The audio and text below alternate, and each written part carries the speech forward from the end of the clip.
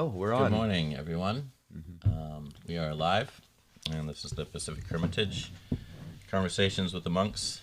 And this morning we're going to be discussing a little bit more of the Sabasava Sutta. My name is Ajahn Chunda. This is Ajahn Kovilo. Oh, thanks, light. Wow, it really is the morning now. Guess it's no longer dawn. So again, this is Ajahn Kovilo to my right and to your left. And to my left is Nisabho, who's to your right. So, we had some further questions about the Sabasava Sutta, since it's so rich and so beautiful. Is there anything else we wanted to cover beforehand?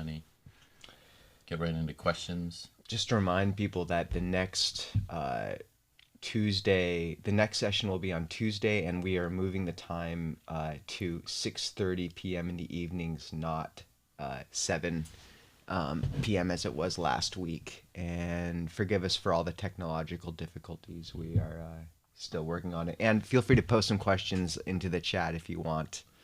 And also, just to let us know how the sound is everyone hearing us this time? We've tried to boost the volume. So if you could give us some thumbs up, thumbs down if the volume's not good enough, if we're not very clear. Anyone? Okay. How about I read the first? I'll read the second question. Sure. Yeah? What do you think? Sounds good. Let's do it. What are your thoughts on the need to go through these various views to see the falsehoods, limits in them, and to arrive at a way of perceiving that is more process-oriented? Do you think there are stages of development here? So these are, again, the various views of that we're talking about. I believe is the seeing element in terms of what is fit for attention, what is unfit for attention. So part of this sutta is very much delving quite deeply into yoniso manasikara, and that can be translated as careful attention or wise attention. Is there another translation you prefer? Either one of you?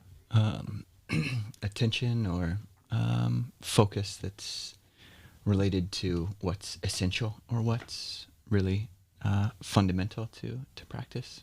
So yeah, it's yoni comes from womb, right? That's right. So it's sort of the origin, the original, the place. So that's where your yoni is, and then we have mana, and sikara is tension. Yeah, mana is like mind, and kara is like the making of the mind. So you're turning your attention, or you're focusing in a certain way towards what's essential or what's basic. All right. So with this question,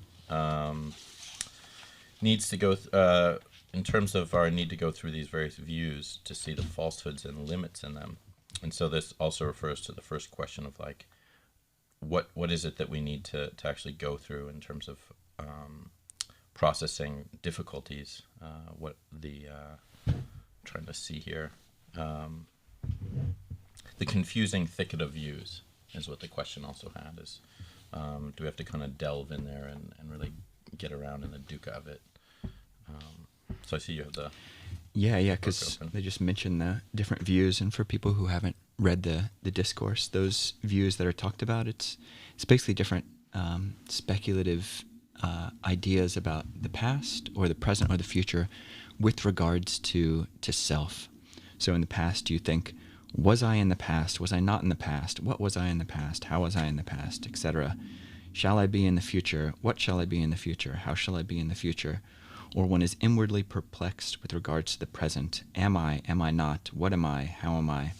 And these are all referred to as being a thicket of views, a wilderness of views, a contortion of views, a vacillation of views, and a fetter of views. So you can see how they're confusing, because if you're just constantly thinking about these things, which many of us are, we're thinking about me, mine, how I am, who I am, especially like sometimes in regards to other people and what they think of me, and how should I be now, how should I be in the future, what was I doing in the past, what did I do yesterday. So it's like it can be just overwhelming to kind of keep these things constantly in mind, rather than the present moment, or seeing the self process behind that. Yeah. And these views or these proliferations that come from inappropriate attention are contrasted against, in the sutta, against appropriate attention, which is, in all these cases, dedicated towards looking at the Four Noble Truths in one's experience, just to give some context. Yes, rather than telling our own story perpetually, just narrating our own life about us and me and mine and etc. It's basically shifting the focus away to the Four Noble Truths. There is unsatisfactoriness. There is a cause for that. There's a cessation to that, and then there is a path going to the cessation of that. I don't have to be the star of the show all the time. Yeah, even though it's quite pleasant that we think that it's pleasant. Sometimes, to keep ourselves there. Yeah. But we're often, what we're doing is just constructing a self. We're trying to kind of, like, oh, this is who I am. This is what I am. Oh, I kind of forgot for a moment, and then you bring yourself back. This is how I think. This is my political view. These are my friends. This is who I like. This is who I don't like. And it's always this I that's at the center of attention. Yeah, I think that's a good phrase you use, like constructing. But it's basically like, it's not like we're systematic about it. It's just we're addicted to this process of creating ourselves, and it's like we pull a piece from over here, and it's like, as like a kid, making like a robot or something out of Legos, and you pull in all these different random pieces together, and you create kind of this. But it's like infinite pieces. Exactly, infinite pieces, and from like an adult view, that thing you create, it's not really that beautiful. But it appears to be. It's quite. There's some tomfoolery there. We're infatuated with it. Yeah. Yeah. We're obsessed with ourselves. That's right. And go ahead. I was thinking we could read some of the other questions as well, just to have. Okay. There's a few out there. Well, did you want to keep going on this? Go for it. Okay. I'm not sure where to start. So in terms of on the taints to be abandoned by seeing, still staying on the same theme, this presents the confusing thicket of views of self, non-self as unskillful, as opposed to the knowing of the Four Noble Truths, which Ajahn Kovilo just mentioned. So around process, it's been my experience that one must wander through this thicket for a while to see what the Buddha refers to. Initially, it seems I am only able to sense the non-self through a self that can see it. Likewise, it is from a sense of non-self that one can watch a self arise through conditionality. This is still the way I can perceive the process of becoming. The self-view certainly limits one's perspectives, while the Four Noble Truths engage us in the process of being alive. Again, that's very similar to what Ajahn Kovilo was mentioning, that our shift we want to try to, the Buddha is teaching us to try to bring our shift more towards, this self-identity and the construction that we have is not really important. It's important to look at how are you suffering? How are you creating the causes for your suffering? And what can you do to end that suffering? Right. And also to see that it's desire that's really the linchpin that's keeping that together. I thought it was an interesting question because the person really brings up, actually, they suggest that for themselves that they use the self as like a skillful means to dissect the self. And then I think they also kind of mentioned the counter, like using not self perspective to actually look at the self. And for myself, I do that as well, and I think that's just like figuring out how to look at these, what perspective to take, and being able to tap into a perspective that, at least on a relative level, is not bound up with and attached to our story and our formation and our little figurine that we're created, is very, very helpful, and that's I think somewhat unique to Buddhism, at least the different strategies that are mentioned. Do either of you have any perspective on this, on the different perspective, using self to look at not self, or using not self to examine self? I think for me there's the okay, my volume levels are all right. Ajahn Kovilo, apparently your mic is obscuring your mouth. I'm not sure what we can do about that, sorry. I mean, it risks getting into a bit too analytical and intellectual. Like, I think Ajahn Jeff has gone through each of these iterations of seeing not self through self, and ascribed each one to a particular Western philosopher, and it was very impressive, but I just don't have the know-how to do it. But for me, there's something to be said for, yes, the way that I think you gain a sense of the fragility and dependent nature of each of these perspectives on one's experience is by experiencing life through a different lens. And if we are attendant to how we are seeing the world, then we realize that we do shift through these different ways of looking at our experience. Like sometimes, we really do have a strong sense of self, say, associated with anger or righteousness.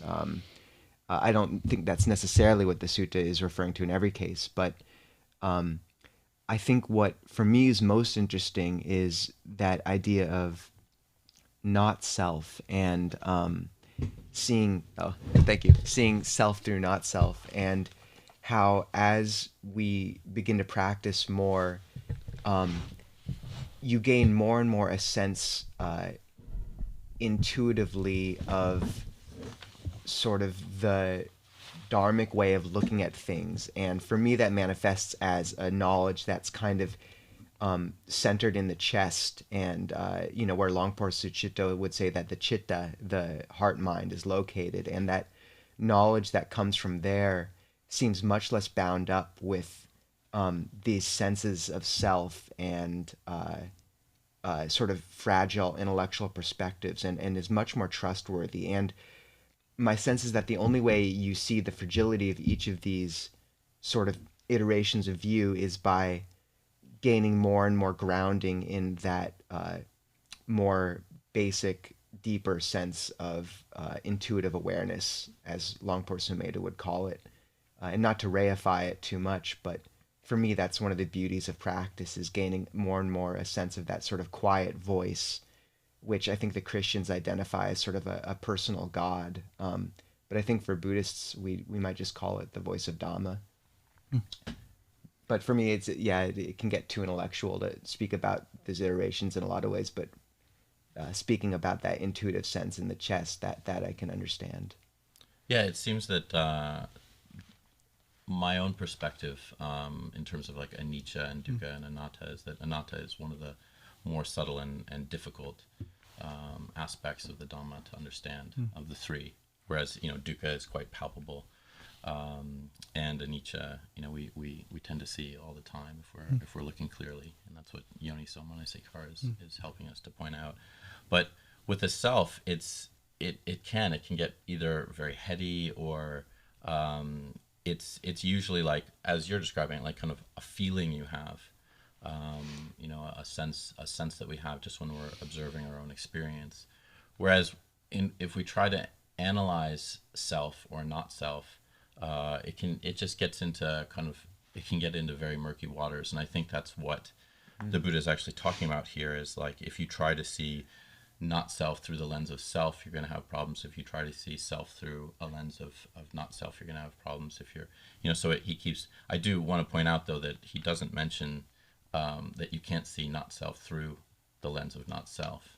And so the fourth one he leaves off the list there, I think, because to a fully penetrative not self, to really understand it, then you can see not self. You can see that element very clearly. But since that's left off the list, I kind of see it as quite an advanced practice to kind of perceive not self through not self.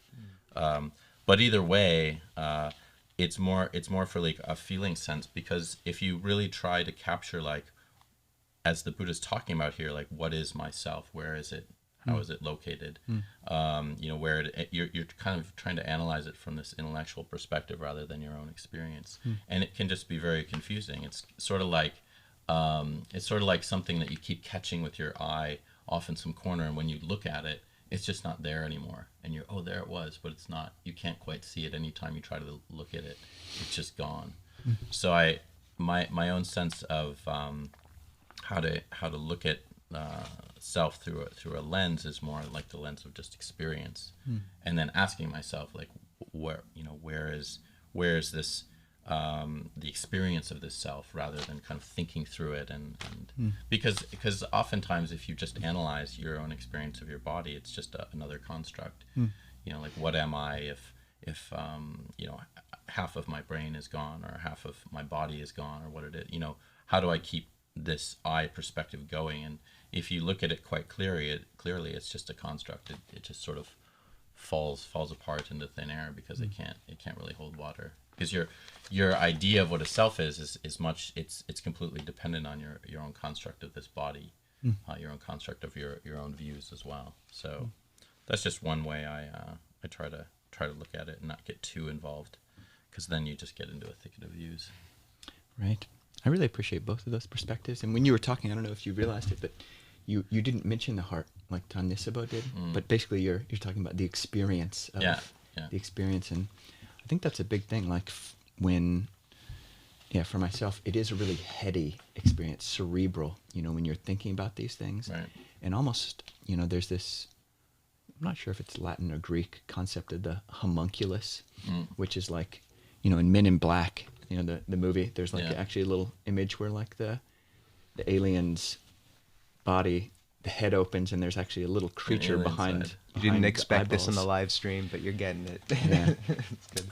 But that's what a homunculus is. It's like that you've got this little being behind your eyeballs, and that's what's experiencing. And that's kind of like the felt sense, at least for me, not necessarily that I've got like, a creature inside of my head, but basically that there's some kind of felt sense of I behind the eyes. But when I can, shift perspective, like you're both suggesting, like down to the heart, or at least away from this center of narrative gravity being bound up with the brain, basically, like, shifting into the body, very palpable, very tangible, sitting in the chair, it's a very different perspective. So, and I think that's really true. And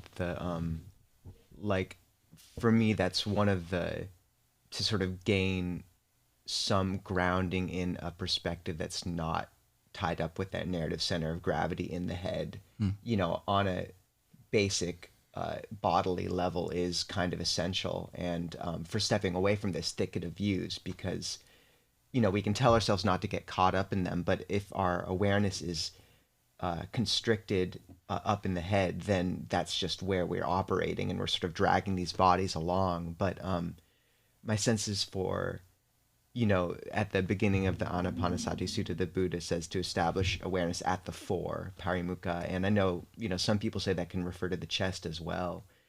But certainly my experience is that like Westerners kind of need expedient means to drop the awareness into the body with breath meditation. So like Qigong is quite popular, I think, in some ways. But I think that's one of the big benefits of breath meditation is trying to experience sabakaya, the whole body, and that when you do manage to drop out of the head, that suddenly this whole other perspective that's more intuitive opens to one, and that's pretty essential for stepping away from the thicket of views, because otherwise, if you're in the head, that's kind of what you have.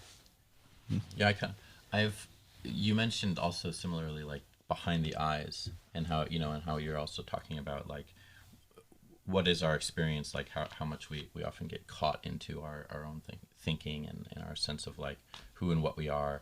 And it's for me that the interesting experience I have when I'm meditating is like an actual feeling behind the eyes. I don't know if people who are listening also experience that, where while you're meditating, it's like the muscles around this whole part of the face almost they constrict. And like if I think about like, oh, there's a pain, it's like a pain in my knee, and I can really tune into the muscles of the eyes actually moving then into my sort of map of the body, like, oh, actually, where is that pain? And the muscles constrict, and I think if I'm opening my eyes, if I ever experiment with this, I'm actually looking down, because so much of it is this feeling of like I'm here behind my eyes. And I've heard a lot of meditators talk about that. If you're meditating, sometimes just try this. Just try to where is there a constriction around the eyes? Is there actual constriction around the muscles right here?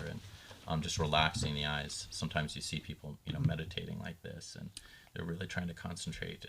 And but then the overwhelming experience I often have is that awareness is behind the eyeballs, and I don't know how many others have that experience, but that's where I locate it. It's like actually in the head, behind the eyeballs. Whereas if you hear often people who are sort of advanced meditators, or even people who kind of don't experience this, they'll say no, they can actually focus on the whole body. So that's actually been my practice, is more to drop awareness into the entire body. So I experience breathing with the whole body, rather than just like in the face or some sensation I have under the nose, just because there's so much tension that's just focused on the face and the head as the experience of who and what I am. So as we're kind of similarly talking about, just kind of using the whole body as a means of understanding, rather than kind of that view that there's some eye, watching from behind the eyes. That might be a good transition to the question, which is from Sumana. When I move into experience and the heart, that's where dukkha lurks. So is it skillful to move back and forth in this process? Ajahn Kovilo, Ajahn Cunda? Well, I wasn't quite sure about what was meant by from Sumana in terms of like feeling the heart. Where is that? There it is. That's where dukkha lurks. So I could see that, yeah, if you kind of are looking at just your experience in itself. I mean, human beings tend to say, you don't feel like really sad in your right thigh. So it's often like this heart, or if we look at, for example, just like I'm thinking of the heart as like the chest area, but this question might just be referring to body or mind. But that's where we often are experiencing a lot of dukkha here. I don't know about you guys, but it's often in this just chest. That's where the emotions, you kind of feel constriction, or if it's anger, it's not like located in my left toe or something. I really feel it right here. But then the question is, so is it skillful to move back and forth in this process? And so I'm not quite sure what the back and forth is. Maybe Sumana, you can write again and elaborate a little bit more on that. But my own sense is one is continually using whatever is arising in one's experience to pay attention to that.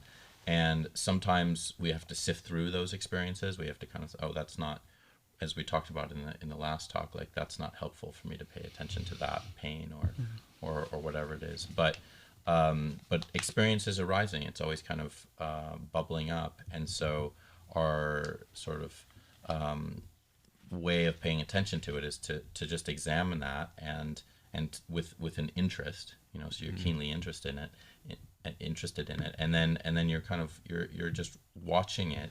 And it can become another experience. But we also have to be aware of how we will sometimes try to push away something else, because we get caught in like, no, this is what I'm supposed to be focusing on. This is what I'm supposed to be looking at.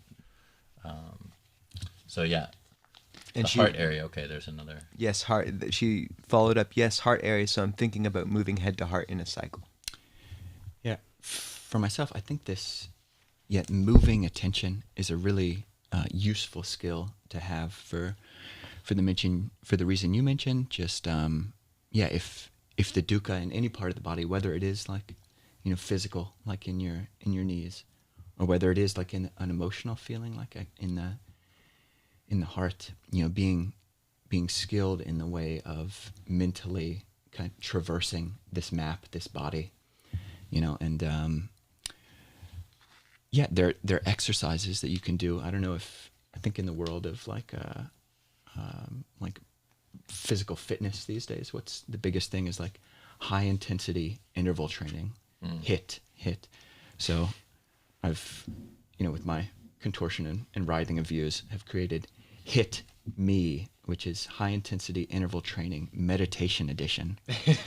So basically it's like a systematic way of moving through your body as like an exercise, as a mental exercise, especially for me, like in the morning. And I apologize, Sumana, this is probably not what you were talking about, but it can be a training for this skill of what we've been talking about is moving attention. And so basically, yeah, going through a number of body scans. So like scanning from what are the actual physical sensations at the top of the head down to the soles of the feet, and doing this a certain number of times. You can do it with the breath. So breathing in at the beginning of the breath, in-breath, then to the end of the in-breath, down to your feet, and the out-breath going up like this. And you can do it a certain number of times. Like I can feel it right now. Yeah. And then switch, like after however many times, 5 times, and then go full body. Full body, I'm going to know the whole body right now. I can feel my face, and I can feel the tops of my feet and my stomach all at one time. And yeah, that's just, 2 rounds of this, 2 rotations of this kind of interval training. But you literally are, it's not a muscle that we're taught to exercise in school, in phys ed, we're throwing balls around outside, but we're, the proprioceptive or interoceptive kinesthetic sense, like of where we are in space or inside of ourselves.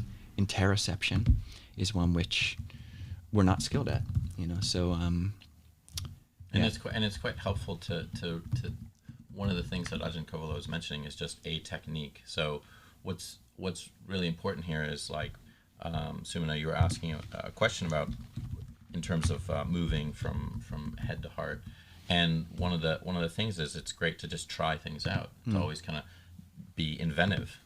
So Ajahn Kovilo is talking about something that he's been trying out that really helps a particular exercise, which is sort of like a morning jolt of coffee or something for the mind in terms of how you would use a technique that's okay. I'm just going to throw this one in and get myself warmed up. Exactly. So there's a lot of activities that you can use in terms of exploring meditation that gets you into the mood or gets you into the right mind state. And so there's all kinds of ways. I do want to say that one of the things to be careful of is what was mentioned in terms of thinking around head and heart and body scanning is, again, coming back to what I had said earlier, which is that we need to be careful about how much we solidify our map of our body in our own minds. And so we do need to use that map, I think, in the beginning, but later on, as one progresses in meditation more, or like, after you've done your warm-up or something, one of the things that we can continue to explore in our meditation is that sort of addiction we have to solidify, like, this is where my experience is right now. So I don't know how other people's sense is of this, but when we think about like, oh, it hurts right here in my chest, or I'm feeling really sad, we can describe our own experiences. We can say like, oh, okay, there's a tightness in my chest. But eventually, I think one of the focuses of what we want to eventually get to in our meditation is that what's going on for us with our attention is just an experience that we're having, rather than a movement of our mind towards a map of our body, like where I'm feeling, pain in this particular point, or like the pain in my knee. Because when we're doing that, we're continually solidifying, the self, and not just the self, but who and what I am is located in my body. And my arm, and you look at like somebody who has like a phantom limb, they've had their arm cut off or something, and I can still feel it. And I know people can describe feeling hands, limbs that just aren't there at all in incredible detail. And what is this? What does this mean? Well, the arm's gone, but you can think of your arm as there, and you believe your arm to be there because you feel that.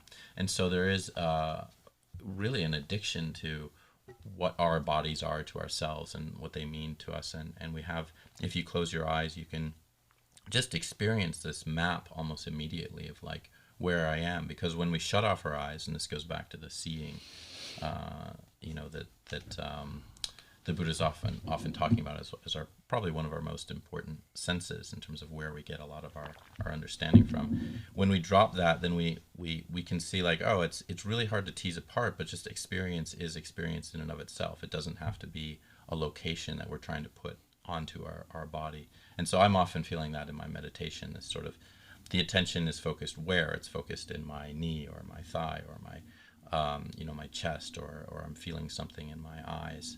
And it's hard to do, but if we can kind of move away from that model of like, this is where my pain is, or where my tightness is, or constriction, or even feeling, pleasant experiences. It's just the experience in and of itself. And then we start to lose that grip on the body as something like we're quite attached to, as this is what I am, this is how I am. So that's been a bit of my focus in terms of what comes up in meditation is that there's this snap response of like a map of my body, and then where I'm supposed to be focusing, or what I'm actually experiencing as in this particular place. Because I don't know if you've ever experienced it where you don't feel that. It's sort of like pain can be more amorphous, and it's like, well, I thought that was in my knee, but now it's sort of more, no, it's not in my knee at all. So just to flush out the metaphor, the map, like, is your suggestion, or the way you work with that simile, is it that are you trying to make your map of the body more clear? Are you trying to really traverse the streets, actually go into 3D No, mode, I'm doing the opposite. You're trying to totally abandon the map. Yeah, dissolve the creation of the body. Because what I'm getting at is that we can have a sensation or experience. I like to call it more experience, because I don't, Vedana might also describe it, because you can get into pleasant or unpleasant, or it's neutral, whatever it is. But it's more of like when I have an experience, my mind immediately goes to, where is this experience? And it's like it's trying to solidify something again. It's trying to make it very much like, this is what where I'm experiencing in the body. But I find that can be creating a false narrative, because whatever the experience I'm actually having, it's not necessarily, even if I can locate it and say like, no, it's very clearly something that I'm experiencing in this one area of my body. I think that the whole notion of body is an illusion that we're trapped by. And so, because I'm like, as an example of the phantom limb, I don't see that that's actually real, what it is that I'm pointing at as like my knee. It's just kind of solidifying this me and mine, and this view of the body that's separate from experience.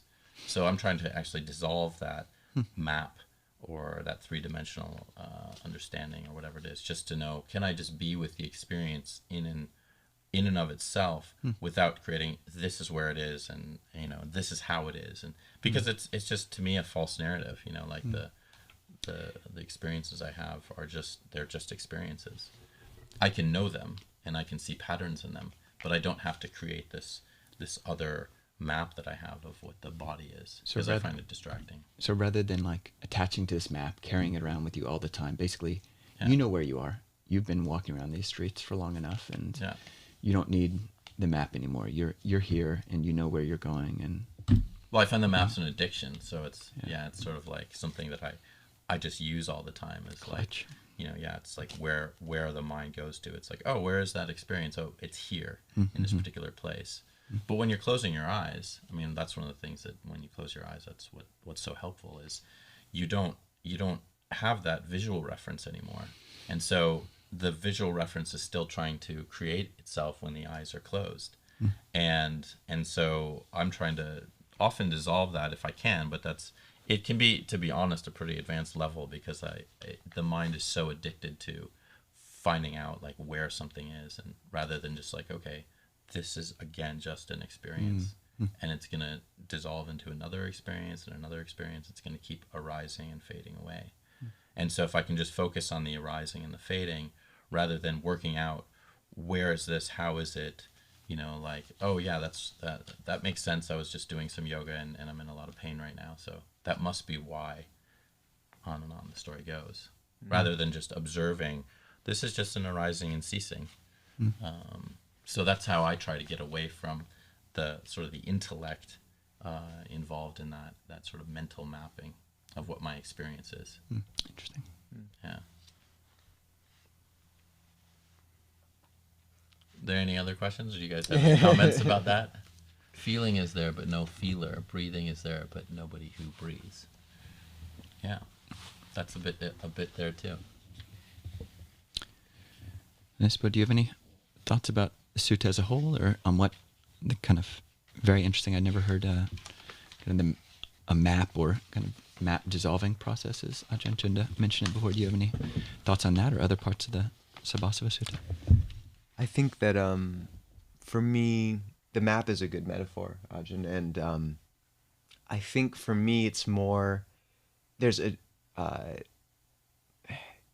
two aspects. I think the issue is that our culture has handed us the wrong map, for me personally, and that we have to hold whatever map we have lightly, but that it's, using the Google Earth metaphor, it's sort of like we have the satellite map of the terrain and it's very static, and that's kind of the, our visual image of the body. But that someone mentioned ancient yoga in the comments section, Eve, and in almost every culture, including Chinese medicine, yoga, there's a pretty consistent map of the breath body or the energy, the subtle energy in Buddhism and Pali it'd be called Pana, in Sanskrit Pranya, and in how that flows around the body, sort of up the spine, down the front, or along these meridians, and how there's certain points in the body where it really has a certain resonance, and those correspond, I think, to the chakras in yoga, but they've also been referred to as the stations of consciousness by Tanpur Lee, one of the senior teachers in our tradition. And and my sense is that this map is, the more I meditate and manage to cultivate awareness of the breath, that map becomes more, it's a very useful map, and it because those different places to place your awareness along the stations of consciousness or in the body along the meridians of the breath's movement, they do have different flavors of pleasure or of ways that suffering comes up. And for me, it's more like switching from the satellite map in Google Earth to like traffic. It's like there's movement, there's certain places where the traffic's getting caught, and those are the knots in the body. And that's a very useful map, because then you can kind of, if you're at the control center, you can kind of get things moving again. And for me, that's why in the Anapanasati Sutta, you have beginning, you're aware of the whole body, but then in the next tetrad, you piti, and which is rapture, and sukha, pleasure, begin to come up, because as the breath energy, as these knots get relaxed, then the breath energy does begin to flow again, and the traffic starts moving, and that is the sense of refreshment. There's a huge store of energy in the body available there. So I think the issue for me is that the map that most of us live with is static and solid and based on the physical form, but that a map that's dynamic and based on the breath energy is very helpful in meditation for me personally, and that speaks to what you're talking about, Ajahn Kovilo. But that both maps have to be held lightly, and sort of switch through them in the Google Maps view metaphor, something like that. No, that makes sense, because one can quite easily experience stagnancy.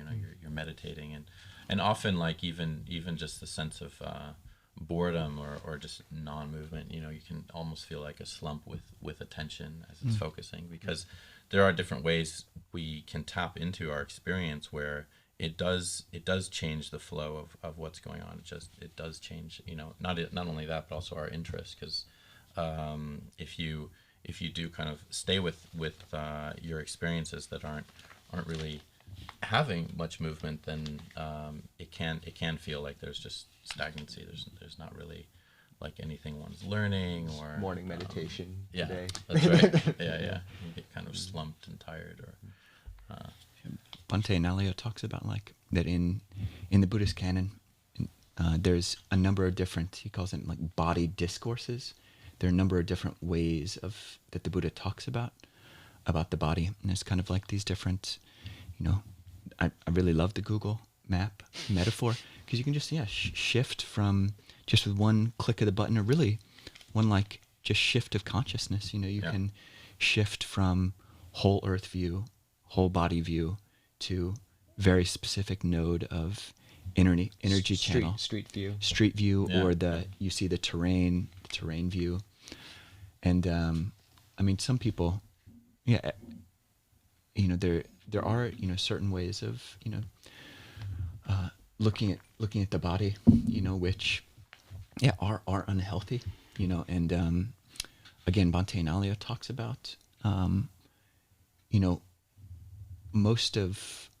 most people, most of the time, our attention is outward, and we're concerned about forming external intimacy. We've got our partner, or looking out for some kind of some kind of other partner outside of us, but forming like an intimacy within. And that's kind of like what this process is of this. We're finding a new way of relating, like mentally, with our own body. And I find that kind of a touching way to speak about it, so to speak. Yeah, I remember. Go ahead. I just know Ajahn Jeff has spoken about how the Buddha speaks of two kinds of friends. There's the admirable friend, who's a good example, and the loyal friend, who's a friend who's always there for you. And he says that the breath has the potential to be a loyal friend, always there for us. So we have the obligation to be an admirable friend to it, to be a good example and to kind of direct it. And that, that relationship of intimacy between the different sorts of friends of one and the breath is what you aim for. Admirable friend is the good example, and that's what we have to be to the breath. And loyal friend is the one who's always there, and that's what the breath has the potential to be to us. So, yeah. Interesting. That reminds me of what I once commented to Lumpur Sumedho before I actually became a monk. I was on a 10-day retreat with him at Spirit Rock, and he was talking about his experience of the nada sound, which for people, I think most people who are listening might know about this, but for those who don't, it's, I guess the easiest way to describe it is tinnitus. You kind of are feeling this ringing in your ear. It's less romantic. To me, it's a very pleasant sound. I know to others who've spoken to me about it, they can describe it as incredibly unpleasant because it's an unwelcome experience they have. But he was talking about it as, he's there, it wakes up with him, he's there in the morning, he wakes up and it's there, the sound is there, and it's quite pleasant, and he's often listening to it, and he'll think about it, he'll bring it to mind, throughout the day, and he feels like very much happy to be in tune with this. And as he was going on and describing it, I said to him, it's kind of like you're describing a lover or something like that. And he said, yes, it's kind of, the nada sound is kind of like my lover, something like that. And it was just, it's interesting to think about that. We often are in love with the world, with, our own experience of this, everything out there that we can grab and get. This is where the Buddha's noble truth around desire is so prevalent, is like whatever our experience is, through our senses or through our sense of our mind, we're always trying to get something. And with with paying attention internally, it's like you're also not trying to necessarily get, that's that becoming sense of I have to get this, and we get the me involved, but it's just a focus. It's a focus more towards our own internal experience, rather than outside in the world, like whatever I can get out there. And we could argue that, well, they're the same thing because they're all different experiences. But if the attention is not there on that, on that understanding of experience, and that's not what we're interested in, then we are just going to be kind of looking for our relationships out there that we're forming as like, am I okay? Well, I don't know if I'm okay unless I see that I'm okay based on how other people or how my environment is, or what the conditions are out there.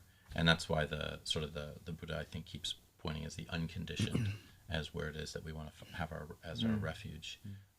Because if we're trying to kind of always understand ourselves, or understand what our experience is based on, self, like how I am, how I'm doing, how do these people think of me, do they like me, am I happy with my coffee, am I happy with my my spirit, where I'm living, and all of my conditions, then we're never gonna really quiet the mind. We can't actually see where our dukkha is coming from. So that sense of really looking at, like, oh, okay, I'm trying to create a friendliness inside. I wanna have a friend that I can actually experience with my sort of attention. that's where wisdom can arise. But we're looking for the wrong friendships. We're looking for the wrong relationship towards our attention. Yeah, and that sort of, I agree, Ajahn, and it brings up this talking about external and internal friends brings up a question by Thomas of what reflections has interfacing with the public in this way stimulated for you? Ajahn Kovilo. That's a very good question. Actually, I mean, it doesn't really feel like you guys are there in one sense. I mean, you are, but you're totally, just behind this screen. And it's just a little camera. Just a little camera, but and it just feels like I'm just talking with you two. Yeah. And but there's a formality to it because it's not just the two of us. There are, people watching. Yeah. But it's different from our just interaction when all of you aren't there. And I enjoy it because we're talking about a specific theme and kind of flushing out our own, talking about really intimate parts of our own practice, which, even as monks, we're not, it can be tender to talk about your inner loved ones or your, the things that are, so hearing both of you be, open to this. And I mean, it's touching and moving the fact that there are so many people, paying attention and, or at least, online and tapping in. So I'm moved by the community, but also just enjoying our own kind of community here. Yeah, I agree. And the fact that for me what it does bring up is, granted you are all there just on chat, but just the power of spiritual friendship again. People just arranged a meditation session before the Tuesday evening sessions, and even in this time of pandemic, the Buddha in many places says that spiritual friendship is the basis of the holy life, and and in this sutta, in the things to be avoided, it's bad friendship, which implies that one of the things to be cultivated is, good friendship. So for me, I'm very grateful that we get a chance to step into this in some way, and to get a chance to talk with both of you, Venerables. Yeah, people who are listening might not know, since we all started living together pretty much at a similar time around the beginning of December. And we kind of talked about, well, what do you want to do while we're living here? It's supposed to be our winter retreat time now. Pretty much December 1st, April 1st is sort of a quieting down for the Pacific Hermitage. And Ajahn Siddhanta left, so it was really kind of like, how do we want to do this? And we said, well, let's really open it up, maybe, so we don't have pujas, we don't have regular meetings together. We get together. One of us is going on alms round right now, and Nisabho is fasting at the time, so there's just a couple of us eating, and we decided to eat at different times, just to say, like, well, what's more suitable. So as my approach being here, I just thought, well, we're all pretty much very mature practitioners in terms of like having gone through our first 5 years, and now we're in a stage where we can really look after our own practice. So my point is that we don't see each other actually as much as we would during like a place like at Abhayagiri or Wat Map Jan, and we have a lot less time with each other. So this is kind of one of the longer periods of the day that we're actually engaged with each other and spend time with each other, and I find it just really enriching. We get together once on Saturday to do a full house cleanup and maintenance and stuff like that, but and then to greet people on the weekends when they come to offer the meal. But otherwise, we're pretty much hermits at this point.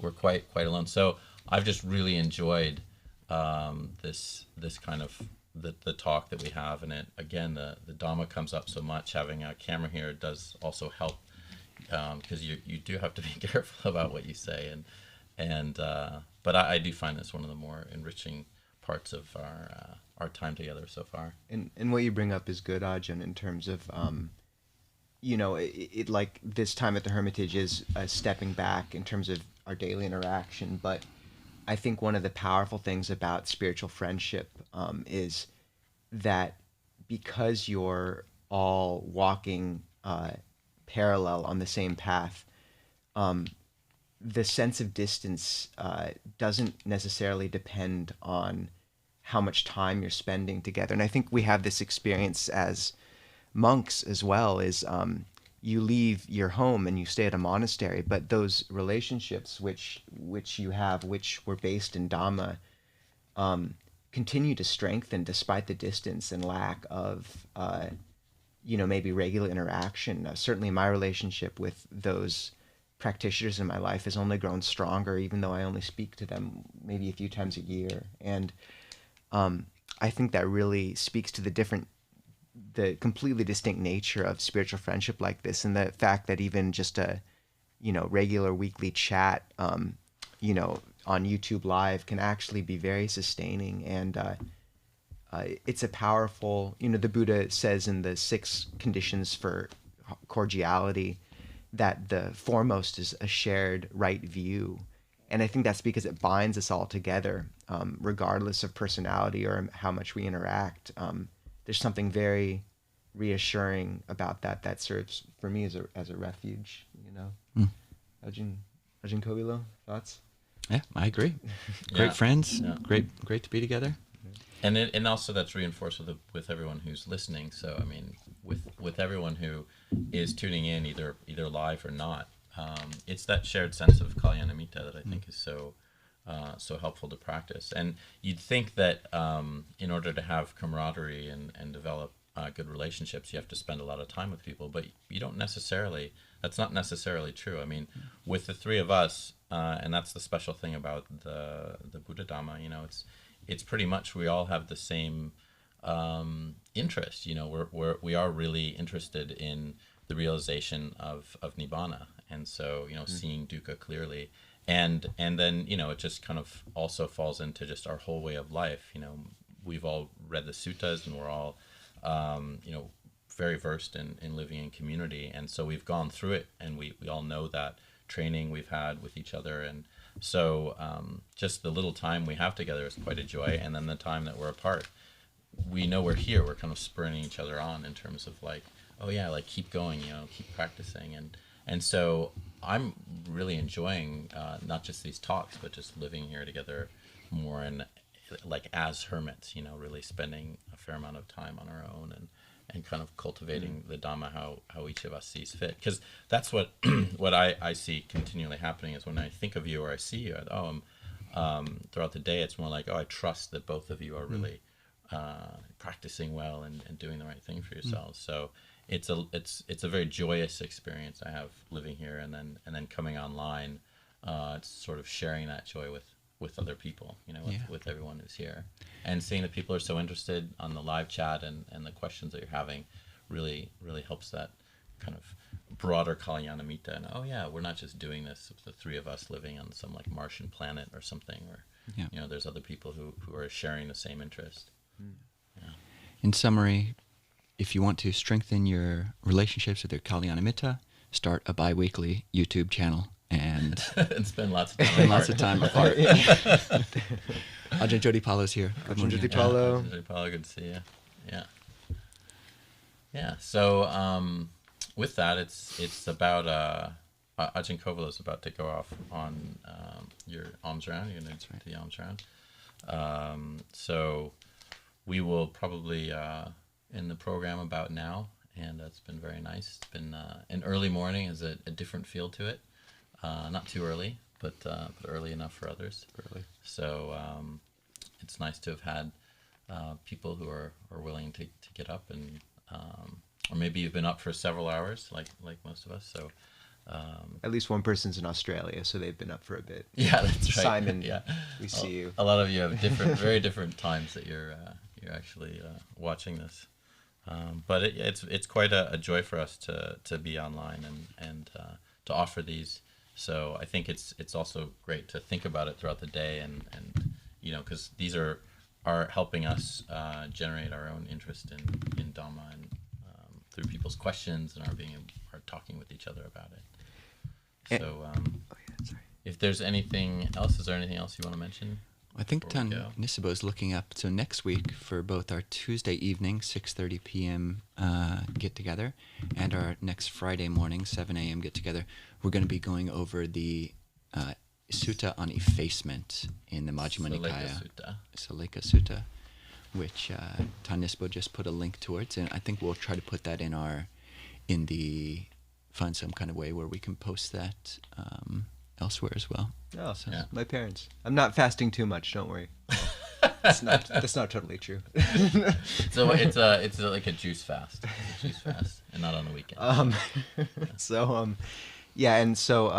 We do like the format of having sort of a sutta floating in the background, so we'll continue Yeah. that, and we can take suggestions. But the Saleka Sutta, Majjhima Nikaya 8, features Ajahn Chunda's namesake as its central That's right. character. So we're Yeah. very It's proud very- and honored to have the star here, and Yeah.